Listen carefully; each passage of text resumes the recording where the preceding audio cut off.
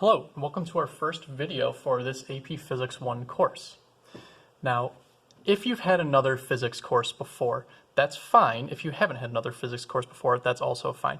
We're going to do these video notes as if you don't have any experience with physics, so everyone should be relatively in the same place. And even if you have had a physics course before, you will pick up something new, I guarantee it, because AP Physics 1 is a very difficult course.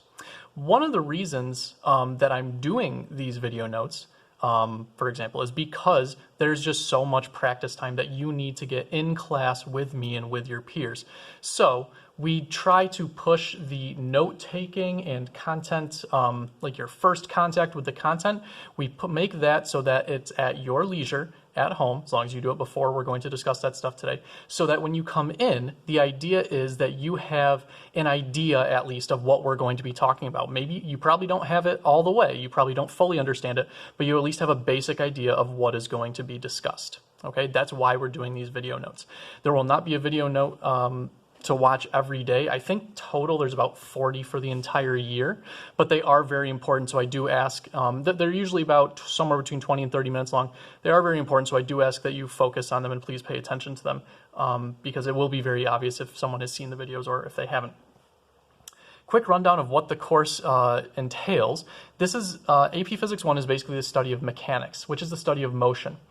Our first unit, which I'll get to in just a second, is kinematics. After that, we'll be studying forces and circular motion. We'll be talking about different types of energy. We'll talk about impulse and momentum. We'll talk about simple harmonic motion. We'll talk about rotational motion. And then finally, we'll close up the year with gravitation. That's the AP curriculum. The AP test is usually in about early May. We would like to be done by about April, probably about mid-April, so that we have some time to review. Okay? And if you are a first-year student taking this course, that also means you will be taking the Regents at the end of June. So that's a whole extra topic, but we will be for those of you who are taking Regents, if this is a first-year course for you, then we will worry about that as we get closer to it. But there is some extra material that you will need to learn. The Regents, however, is at a much lower level conceptually than the AP is. So once you go through an entire year of AP, you will see that Regents is absolutely no trouble at all. Let's get started with the material. Okay, let's just dive right in. Our first unit is called kinematics, which is just a really fancy word for the study of motion. Not necessarily why things move, but how things move and how to describe their motion. This is one of the more mathematical units. So if you like math, this unit is usually a good one. Even if you don't like math, it's not like we're doing anything too crazy in this unit. If you've had an algebra class and maybe even just a basic exposure to trig, like we're talking a middle school exposure to trigonometry, you'll be absolutely fine. And if you don't remember that stuff, that's also fine. That's why I'm here to teach you. We're going to go over it together. So going back to motion. Motion means, it's objects that are moving, okay? When we talk about an object's motion, we want to know how it moves, okay? We want to describe its motion. We want to describe how it is moving. And so if you think about it, the most basic way to get at an object's motion, well, motion means moving from place to place. Well, what are these places that we're talking about? What we really are looking at fundamentally here in the kinematics unit is an object's position. And all we mean by position is the object's location, if you want a slightly more used word. In physics, since we can apply math to physics, usually in almost every single case, we can apply some math to it. We need to come up with variables to describe different quantities that we're going to talk about. Okay, quantity just means like some measurement. An object's location, the quantity that we usually use to describe, or the variable that we usually use to describe a location or a position, is x. Okay, it's just an algebraic variable. Okay, if we want to talk about an object's location and we don't know what it is, we just call it x. All right, or another one that we use sometimes is y. Now, in a couple of videos, we'll talk about why we have two different variables for the same thing, but I promise you that there is a reason. And now an object's position is going to be measured in meters. Now, what's a meter, you say? Well, if you're familiar with the measurement of a yard, it's pretty much the same thing as a yard. It's a little bit longer than a yard. If you don't have a good visualization of what a yard is, picture a baseball bat, or picture a golf club, or a field hockey stick. Any of those things are approximately 1 meter long. So these things are measured in meters. Now, a kind of add-on that you will see a bunch of times throughout this course, if we talk about an object's location and we're talking about motion, that implies that the object will move. Its location or position will change. So sometimes we want to describe where the object started, the initial position of the object. I will mention at this point as well that if you did take a previous physics course, there's a good chance that some of the variables that I'm about to introduce are just slightly different than the ones that you used. Please get used to these variables, okay? They mean the exact same thing. We do have a reference table which has all the variables listed, which you should have a copy of. But I will be using the variables from this reference table and not from any other previous courses. In any case, initial position, where did the object start? Here's how we symbolize that. We use X or Y for just a general position. To describe initial position, we put like a little O or a little 0 next to the X or the Y. It's not X0 or Y0, it's pronounced X0 or Y0. I'm going to write that in parentheses for you. X0. It basically means 0, but that's what it's called, okay? That just means the initial or starting position of an object. So if an object has a position of X0, that's where it starts off, and then it moves to some other position X, okay? And one last thing that I want to point out is that position is always referred to. Position is in, I'm spelling things wrong here, reference, that word says reference, I apologize, to an origin. Now, you know what an origin is from math class. It's where the origin is 0, 0. It's where the X and Y axis come together. So an origin in physics, I mean, it's really the same thing. It's just the center of some reference frame. And reference frame just means how you're looking at a situation. There's an infinite number of reference frames, okay? There are an infinite number of potential origins or reference frames. We won't get too much into all the different things that you could learn about reference frames. We'll leave it at that. So to give you an example, so let's say I wanted to map out my path that I took to get here to school today.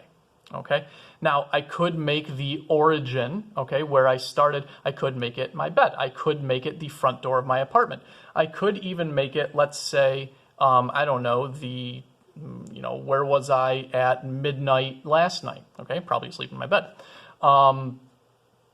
Any of those is an appropriate origin. It doesn't really matter where something starts. What we'll see as we move on is what really matters is how something moves and where it ends up, and maybe the space between where it starts and where it ends up, okay? But there's no one set origin that there has to be.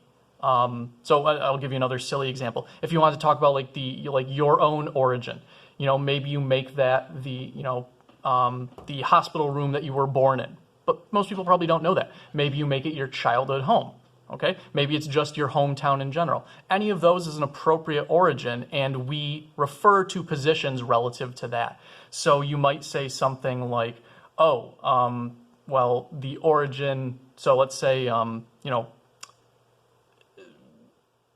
let's say the origin, for a particular case is your childhood house, and you are walking out the door. Okay, so you move 50 meters out the door of your childhood home. Well, that's fine, but if we were discussing another coordinate system, another reference frame that had your origin as the hospital room where you're born, well then most likely that your position in that coordinate system, that reference frame, is going to be much different, many, many, many meters away from 50 meters outside of your front door. Okay, I won't talk too much more about origins and reference frames, but just know that anytime you're talking about a position, it has to be a position relative to something, okay? I am at 2 meters from the door. I am 4 meters behind the car, something like that. Now, with position, we can start talking about a couple more measurements that we like to make. And those measurements are distance and displacement. I'm just going to note that these are also measured in meters.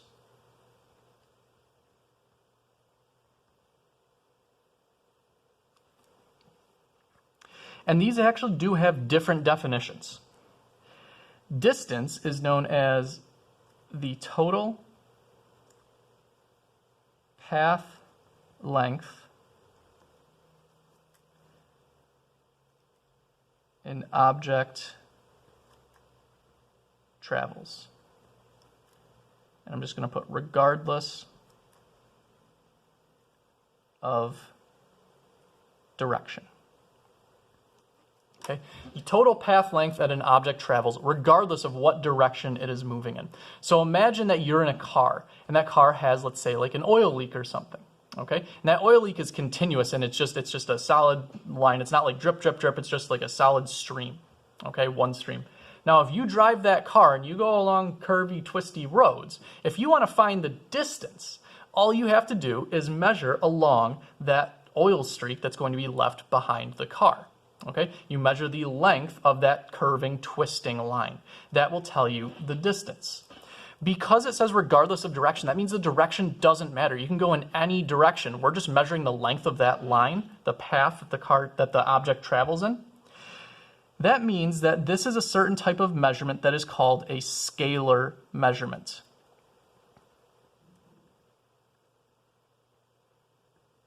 And a scalar measurement is any measurement in which only magnitude, which is just a fancy word for size, is important. That is one thing that I do want to say about this video, is that I will be throwing a lot of definitions at you during this video. Please try and keep up with them, and the whole goal here is you should have questions when you come into class. You're not supposed to understand everything 100% right away.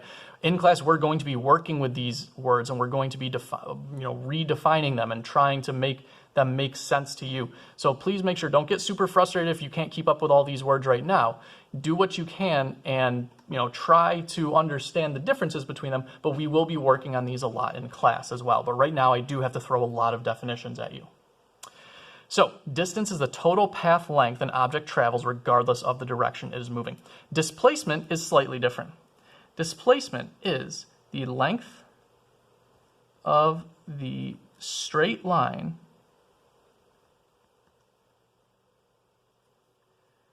between an object's starting and ending positions, or initial and final positions is another way to say it, of object. This length of the straight line between the starting and ending positions of an object.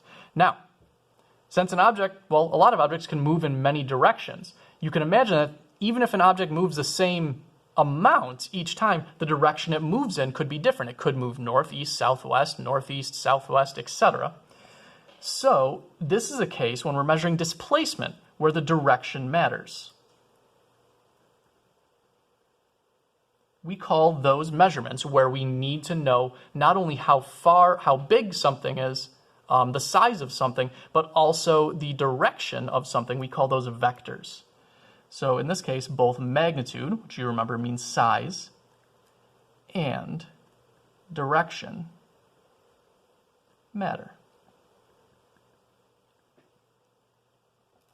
I've got a couple more notes about displacement. How do you find this as the length of a straight line between starting and ending positions? Well, you find this found by using subtraction. So I'm going to introduce a couple symbols to you. Okay. First, I'm going to put two symbols that you should already be familiar with. And by should, I mean we talked about them 5 minutes ago. I'm going to put in the actual symbol for displacement right here in just a second. X minus x naught. Now, so what that means, remember, x naught means initial position. X just means some position after that, okay? So we could read this as final position minus initial position. The symbol for this displacement, because this is what the definition of displacement is, okay? Take the final position, subtract the initial position. The symbol is this triangle and then an X, okay? This is one symbol. The triangle is attached to that X. We call it delta X. It means change in X. And again, this means displacement, okay? So if you have to find the displacement of an object, very simply, you take the final position and subtract the initial position, and that is the displacement. Again, this is measured in meters. One thing I forgot to put in with distance is that the symbol for distance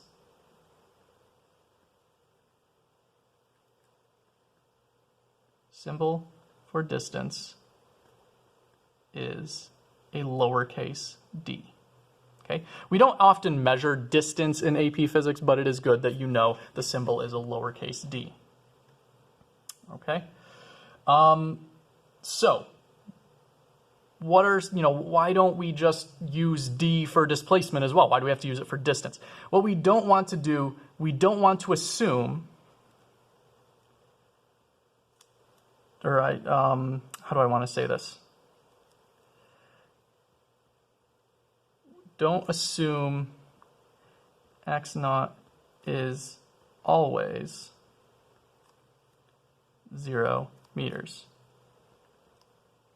It often is, but not always. So let me give you an example. Let's say an object starts 2 meters away from the origin, and it moves to, let's say, 8 meters away from the origin. The displacement would be 8 minus 2. The displacement would be 6. That's how far the object moved. It moved, or its position changed by 6 meters. You don't want to say, oh, well, the object is at 8, so its displacement must be 8. No, the object didn't start at 0. If you say the displacement was 8 in that case, 8 meters, you're implying that the object started at a position of 0 meters, which is not true for that particular origin. Okay? Let me give you an example, a last example to illustrate the difference between distance and displacement. Let's say you go up to the track and you do 1 lap on the track. Okay? The track right here with the football field in the middle of it. Okay? What would the distance be and what would the displacement be?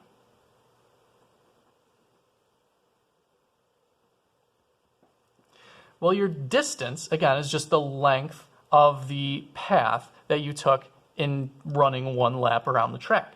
Now, if you've run track, or hopefully you know this, but the track is 400 meters around. In other words, if you start in one spot, go all the way around, get back to the same spot, you've traveled 400 meters. That would be your distance. If you had 400 meters of string and you were laying out the string behind you, and then you came back, you would run out exactly when you come back to where you started.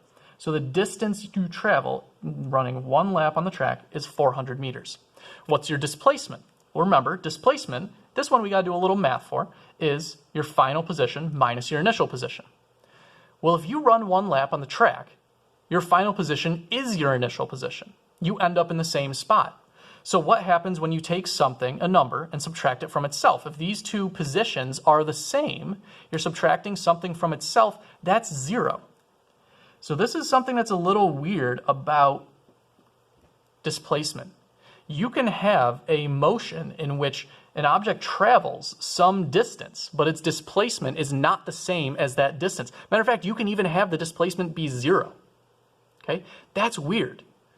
Okay? You could even have a negative displacement if you're going back towards the origin from where you started. There's a lot of kind of little nutty, interesting things that happen with displacement, but I need you to understand right now that distance and displacement are not the same thing. Okay? They don't have to be equal. They can be equal. If you have something that moves in a straight line without turning, then the distance is going to be equal to the displacement. Picture someone running down a straight road. Their distance and displacement are the same. But as soon as that person starts to change their direction, now their displacement is going to not be the same as their distance traveled. Okay? And there's a bunch of geometry that you can get into, really basic geometry, like we're talking like, just kind of sketching out paths and maybe a little Pythagorean theorem. But I need you to understand that distance and displacement are not necessarily the same thing. And one thing that does seem to pop up a bunch, if there is no change in position, In other words, if the final and initial positions are the same, then that means that there is no displacement. Okay, the object has not been displaced. It might have moved to other positions over the course of its motion, but if it comes back to its initial position, then over the entire course of that motion, the displacement would be 0. So there's a little bit about position and what we can measure from position, distance, and displacement. We can't go any farther yet without talking about time. Time is a really interesting concept, and it means different things in different cultures. From a scientific perspective, here's how I like to define time. Time is useful to us because it helps us determine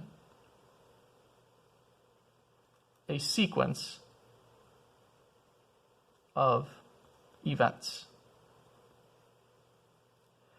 How do we measure time? Okay, we measure position, distance, or displacement by using like a meter stick or a tape measure or something like that. We measure time in seconds, obviously,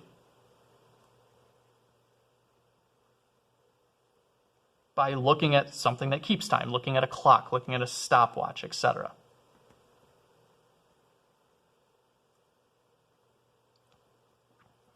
Ultimately, we want to know, if we're studying motion, how things move, we want to know the order of events as an object is moving. What happened first, then what happened, and so on and so forth. What is I don't want to say cause and effect, we're not quite there yet, but what's the order of events that happen? What's the sequence? So we want to know how systems, and a system is just a collection of objects. Okay, so one or more objects. Object is just anything that you might happen to, see moving and want to study. We want to know how systems evolve through a sequence of events. In other words, we say we want to know how a system evolves over time.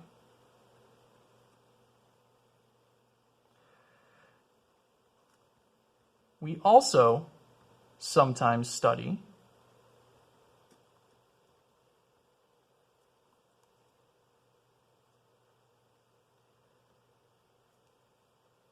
the rate or quickness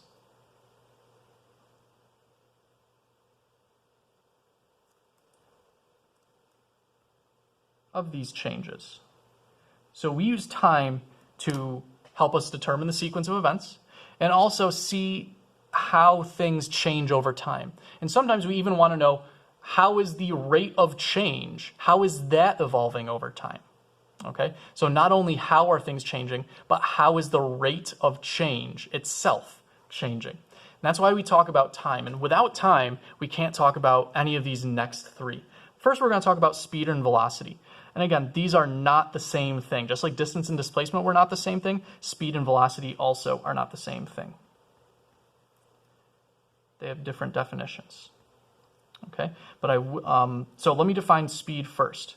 So it's a little tough. I've always struggled with a good definition for speed, but how much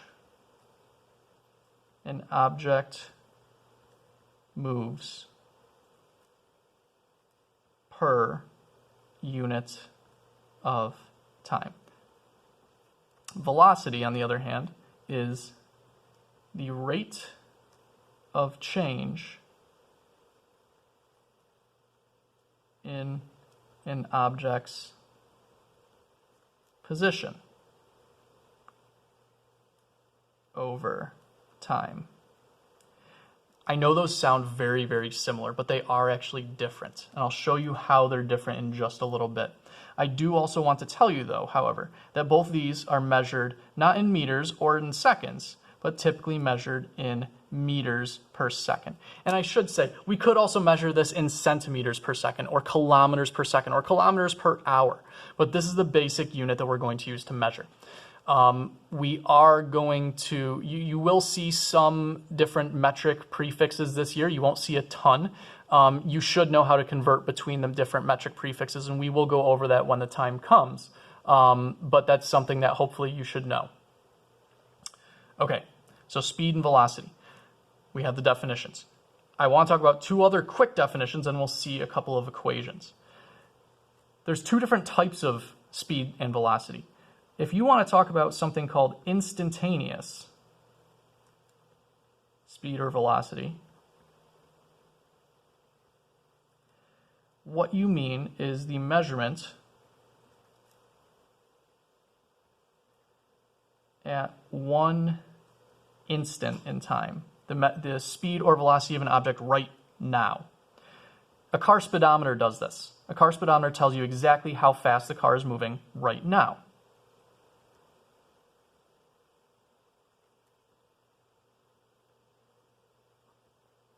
What about average speed and velocity? What does that mean instead?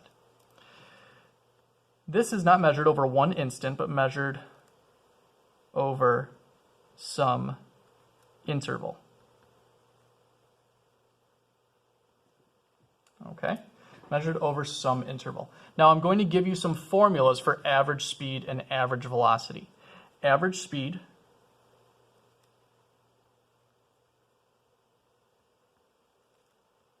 is given by this formula. So the symbol for either speed or velocity is v, okay? It's up to you to know whether we're talking about speed or velocity. And if we're talking about average, we do this. We put a little line over it. We call it v hat.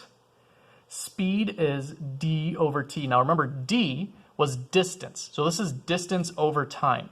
Remember, distance was a scalar quantity. Only the size was important. So if we're dividing distance by time, this is also going to be a scalar. If instead we're talking about average velocity, remember, speed or velocity, the symbol is always lowercase v. This is going to be, on the other hand, delta x over t. By the way, t stands for time. I know I didn't really say that yet, but okay, t stands for time. Delta x, remember, that is displacement. So speed, average speed is distance over time. Average velocity is displacement over time. And we could change this equation if we want to have something that we can very easily substitute into, and even say that it's x minus x naught over t. And since this time we're talking about displacement, which is a vector, velocity is also a vector. In other words, magnitude and direction are necessary. So, last thing I want to say in this video, and then we'll do one example and then we'll get to acceleration and all the other stuff. Last thing I want to say in this video is the average speed and average velocity, it says measured over some interval. That's what these equations right here are for. Instantaneous speeds and velocities we'll get to a little bit later. These equations tell you the average speed or velocity. But think of it like this. Let's take these equations. If you make t very small, then you can approximate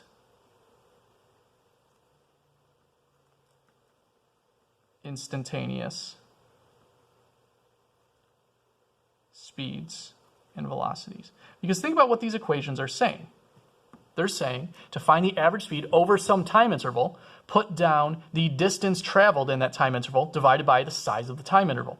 To find the average velocity, put in the final position minus the initial position, in other words, how much the position changed over some time interval. You make that time interval small enough, you're basically finding an instantaneous velocity or speed, the speed or velocity at that one instant.